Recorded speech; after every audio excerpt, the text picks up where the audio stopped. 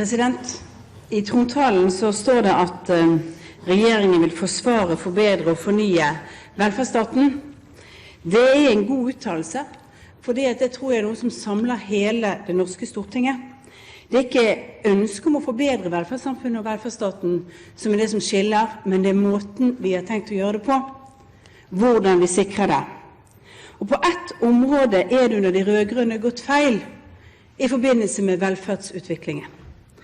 De som driver innenfor frivillige og private organisasjoner med velferd, det vil si barnehager, barnevern, rehabilitering, ja, på nesten alle områder har opplevd de siste 5 årene som et gjennomgående nedbygging og mangel på respekt for de tilbudene som de står for. Historien er at barnevernsbarn blir sendt rundt, at rehabiliteringstilbud blir nedlagt, og mitt spørsmål til statsministeren er, har han tenkt å endre på den politikken fra regjeringen? Statsminister Stoltenberg. Virkelighetsbeskrivelsen i spørsmålet er feil.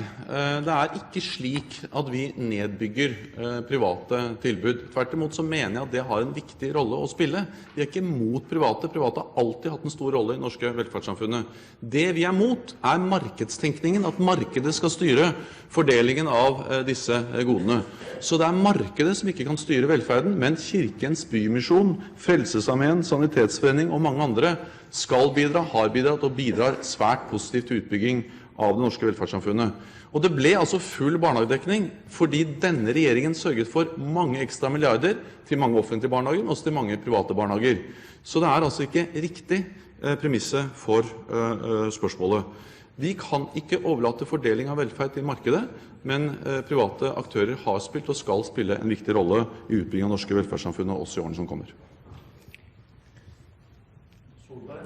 Det er ingen som foreslår at fordelingen av velferden skal overleveres til private eller til markedet. Men det er spørsmålet om de private skal få en rolle, og de frivillige skal få en rolle i å utvikle velferdssamfunnet, sånn at vi bruker alle de gode talentene som finnes i vårt samfunn. Og det er jo faktisk feil det statsministeren sier. Det er 30 omsorgsplasser nedlagt i Frelsesarmeen sitt prosjekt Håpet dør. Listen er her, jeg har ganske mange på konsekvensene av det som har skjedd. I tillegg vet vi jo nå at regjeringen har skapt stor usikkerhet rundt de private barnehagenes fremtid, ved å foreslå endringer i deres finansiering, som gjør at mange av de står med fare for at de ikke vil få lån i fremtiden. Og man har ikke lagt vekt forslaget, man har bare utsatt forslaget. Mitt spørsmål igjen til statsministeren, anerkjenner han at både private og frivillige bidrar til å løfte velferden, og vil han gi begge deler en bedre vilkår innenfor det skattefinansierte velferdssystemet i årene som kommer? Statsminister Stoltenberg.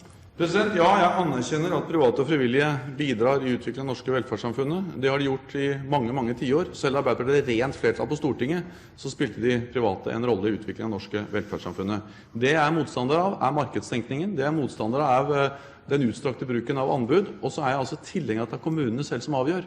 Slik at det betyr jo at når vi har eksempler på at man velger en framfor en annen, og kanskje nedlegger et sted, så er det altså kommunene som benytter seg av sin kommunale selvråderett, eller lokale selvstyre, til å gjennomføre den politikken de selv ønsker lokalt. Og hvis man skal ha så mye anbud som Høyre vil, så må jo noen tape anbudene, og da blir det noen som altså må nedlegge, redusere sin virksomhet.